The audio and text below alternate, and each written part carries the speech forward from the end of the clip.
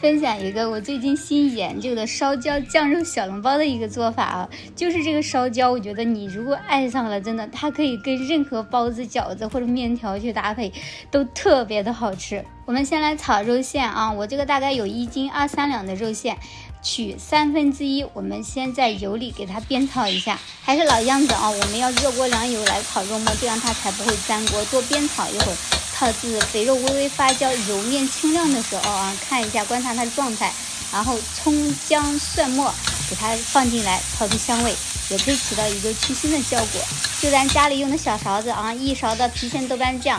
，3勺的甜面醬，我這個甜面醬有一包是放的久了，所以顏色不太一樣，再給它炒出紅油和醬香味。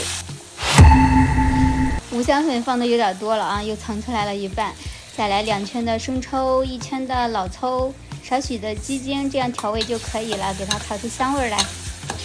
真的很香的。像這會兒啊，你就去拌個面條，它也很好吃。給它放涼了，再給那一半2/3的肉餡給它放在一起。這邊再來炒一個螺絲椒，螺絲椒給它煸一下啊，煸成虎皮狀，不需要放油的啊，中小火給它干煸啊，煸成這種你看表皮發糊的一個狀態哦，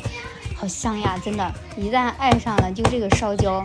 吃不夠的。剁成這樣碎碎的小丁一起給它放進來啊，現在都可以給它搅拌一下。像這個肉餡的話，我是提前1晚上給它做好的，放冰箱冷藏1夜，那麼它就會凝固在一起，會更好包。50克的麵粉加了300克的開水給它燙一下，放涼了之後再加入酵母。我也是跟網友學的燙面種的發酵方法，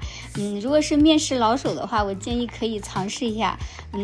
口感還是有一些不一樣的，很好吃的。再加入450克的中筋面粉放一起，給它和成一個光滑的面团。燙面種呢，它還是有一些粘手的，可以反复松弛2次，然後讓它醒发至2倍大。看一下昨晚上調的餡，它現在就已經凝固在一起了，這樣包的話它就是一疙瘩一疙瘩的，很好包。再放一些小蔥花，如果你喜歡吃那種燒焦味特別濃郁的，那個小蔥花也可以不放。發好的面啊，我們要揉搓排气，再給它搓成一個長條，分成一個個均等的小劑子。小籠包嘛，我們可以把小劑子切小一些，也不用擀面杖，直接用手這麼給它捏一下，捏至邊面薄中間厚即可。餡料給它攪拌一下啊，咱接着就開始打餡兒。包包子的時候啊，建議大家把這個大拇指放在上面，然後把食指放在下面，你這樣去包。我就覺得你就是不管是新手啊，你包的不怎麼樣，手残党呀，这樣包出來，我覺得它都是好看的哦。全部包好之後啊，在2次醒发大概20分鐘左右吧。看一下，這是醒发過後的，你看它那個褶子已經不太明顯，而且按壓之後它會緩慢的回彈，這時候就可以開火了。我下面放的是涼水，然後水開計時15分鐘，或者是你直接計時20分鐘都是可以的。時間到，先別着急打開蓋子，先燜個3分鐘，我們再來打開蓋子。螺絲椒的口感它是有一點點微微辣的，但是我們家一個6年級，一個1年級，他們2個是可以吃的，沒有說辣，而且說特別好吃。像燙面種的發酵面食的話，我覺得它會更嫩一些，有沒有感覺？好好吃呀，一定要去嘗試一下。拜拜。